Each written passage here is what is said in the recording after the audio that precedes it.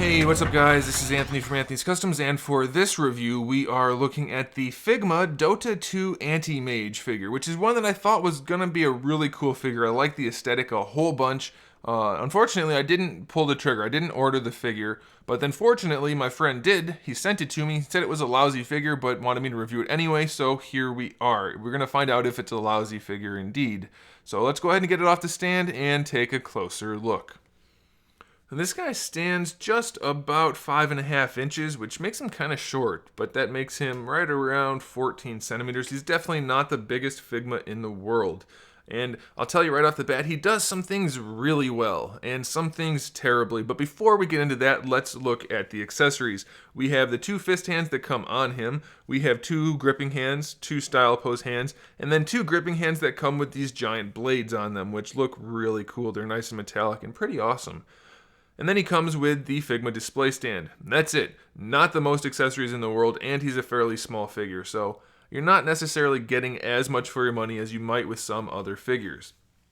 Now, as far as the figure goes, aesthetically, he's pretty pleasing for the most part. You'll notice for the torso, the paint job is pretty spectacular. We have a few different shades of purple and white and gray and some black line work, and it's all incredibly clean and it looks really good. You'll find the same kind of details on the gauntlets, which mix metallic purple with a darker purple and some black line work, and it all looks really good.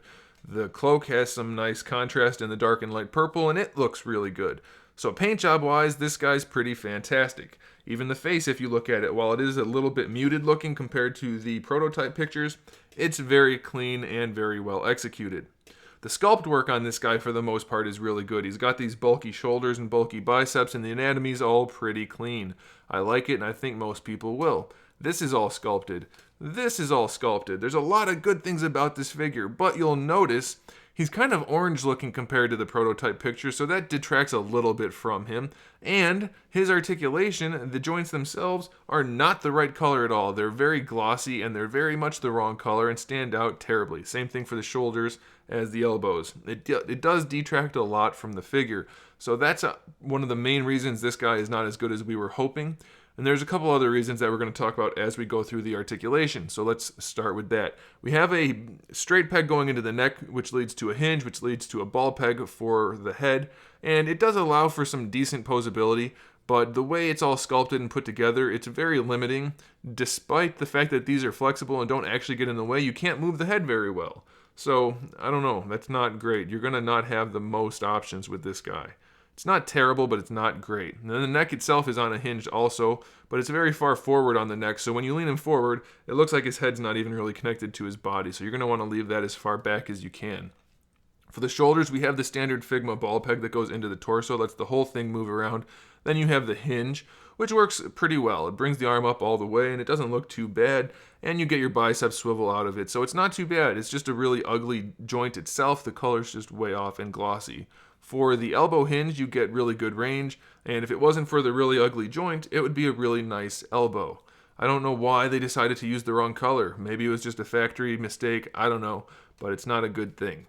And then for the wrists, we have decent range. I'll just pop it off so you can see. You have a little ball hinge. Well, maybe I'll just leave it in there. I think you can see that. Little tiny ball hinge underneath the gauntlet, which can be limiting, of course, because it does cover the whole hand area, but it's technically well articulated, so we're going to be okay with that. Now, here's one of the biggest issues with this guy.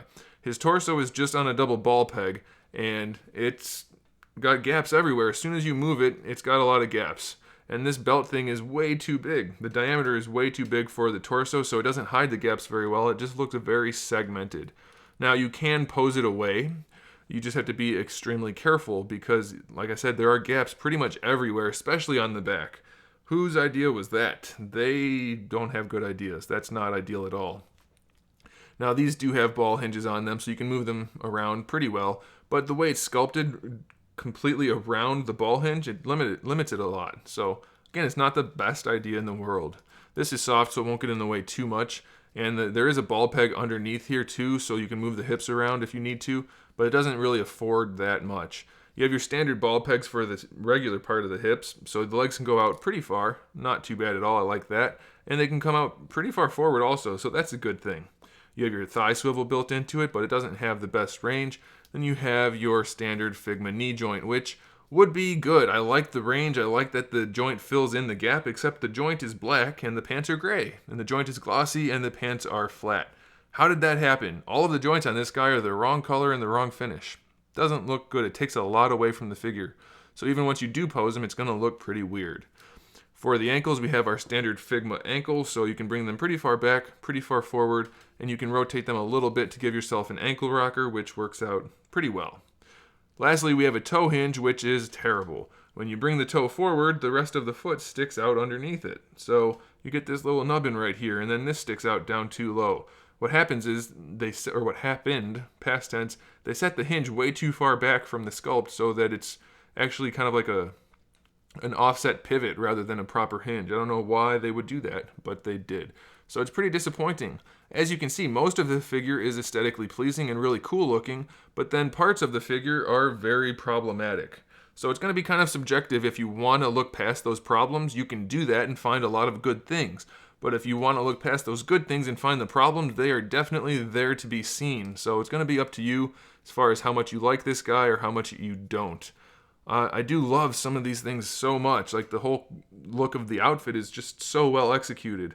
The bulky arms, just so many good things on this guy with so many weird and bad things to offset it. I don't know. I can't say if it's good or bad. It's going to be kind of up to you. So you're going to have to make that call for yourself. Thanks for watching, guys. Make sure if you liked the video, you give it a thumbs up. That helps me out a whole bunch, and I really do appreciate it. And make sure you subscribe to the channel if you aren't, because I have new videos up every single morning. We talk about action figures, movies, TV shows, video games, all kinds of fun stuff. So make sure you come back for that. And in the meantime, keep collecting.